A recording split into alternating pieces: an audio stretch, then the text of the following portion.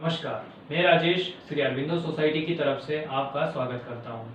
हम आपको शिक्षा में शून्य निवेश नवाचार कार्यक्रम ZIA द्वारा संकलित रोचक नवाचार के बारे में बताएंगे। हम इनोवेटिव पाठशाला के अंतर्गत UP2 बोर्ड की कक्षा 3 की गणित विषय की पुस्तक के पाठ 10 मनोज का हिसाब में गृह कार्य परिवेश में व्यवहारिक शिक्षा का क्रियान्वयन इस वीडियो में हम देखेंगे। सबसे पहले प्रस्तुत पाठ मनोज का हिसाब का सारांश मैं आपको बताना चाहता हूँ। प्रस्तुत पाठ में बताया गया है कि जो रुपयों का जुड़ घटाव है, नोटों को सिक्कों में बदलने की जानकारी पर यह पाठ आधारित है। आइए हम आगे बात करते हैं गृह कार्य नवाचार की नवीनता के बारे में। यदि इस नवाचार की नवीनता की बात की जाए तो प्रस्तुत पाठ को जब पढ़ाया जाता है तो इससे संबंधित जो कॉन्सेप्ट है उसे आसपास के परिवेश को ध्यान में रखते हुए गृह कार्य दिया जाता है छात्रों को, जिससे कि वे अपने वर्तमान परिवेश में अपने जो विषय की समझ है उसको बेहतर कर सकें और उसमें सहायक होता है। आइए हम बात करते हैं नवाचार के क्रियान्वयन के बारे में। नवाचार को जब क्रियान्वित किया जाता है तो पाठ को पढ़ाने के बाद इसी से संबंधित जो छात्र हैं उनको गृह कार्य दिया जाता है, जिससे कि वे ये समझ सकें और इसी के साथ साथ वे नोटों को सिक्कों में बदलने की जानकारी और रुपयों के जोड़ घटाव को भी वे समझ सकें, उसकी जानकारी को पुनर्अध्ययन में कर सकें। आइए हम बात करते हैं नवाचार के क्रियान्वयन की अवधि के बारे में। यदि अवधि की बात की जाए तो इसमें मात्र 30 मिनट का समय लगता है।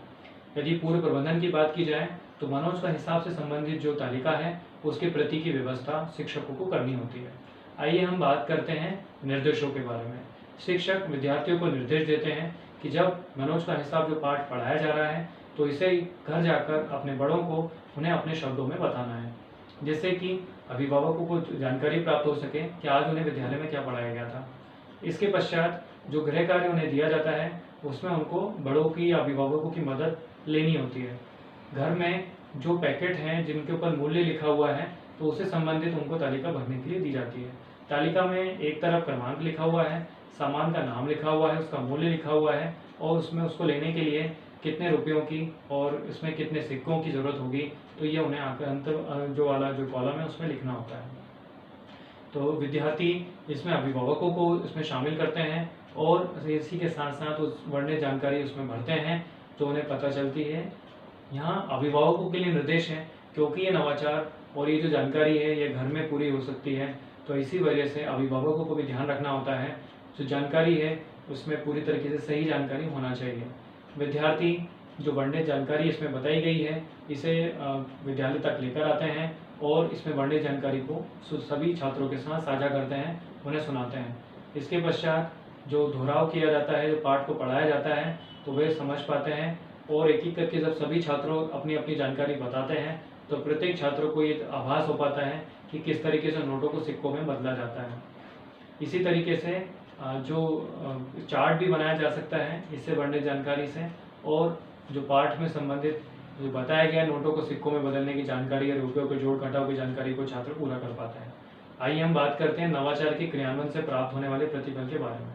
नवाचार के क्रियान्वयन से इसमें जो पैसा है, रुपया पैसा है, लंबाई भार आयतन को भी छात्र बांट पाते हैं और उनका दैनिक जीवन में उपयोग समझ पाते हैं कि किस तरीके से अगर हम कोई सामान लेने जाएंगे तब हमें कितने रुपए का नोट अगर हम देते हैं तो बदले में हमें जो चेंज या सिक्के मिलेंगे तो कितने कितने के उन्हें मिल सकते हैं। तो दैनिक जीवन से संबंधित उनको भी सहायता प्राप्त हो पाती है। प्रस्तुत जो नवाचार है ये अनुभवात्मक है, जो बच्चे हैं छात्र हैं उनके अनुभव पर आधारित है, उनकी आवाज़ को प्राथमिकता देता है, भागीदारी उनकी बताता है, भागीदारी को प्रधानता देता है, इसीलिए NCA 2005 के उद्देश्यों की पूर्ति भी ये करता है।